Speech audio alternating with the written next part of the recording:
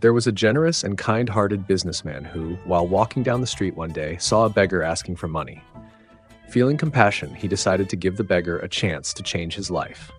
The businessman asked the beggar, "If I give you $10,000, how would you use it?" The beggar was thrilled and immediately replied, "I would buy a better phone. With a good phone, I can check where there are more people, and then I can go there to beg. That way, I won't have to worry about not getting anything." Hearing this, the businessman showed disappointment on his face.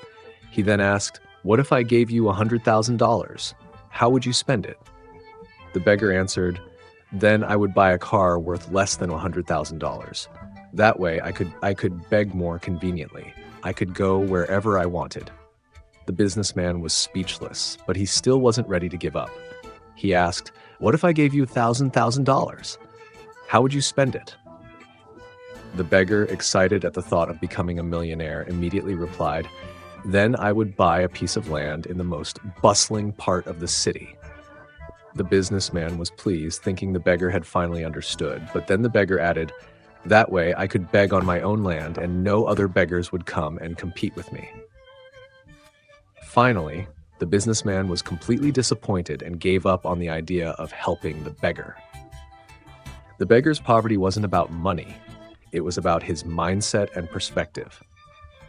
The poverty of one's cognition and vision is far more terrifying than material poverty.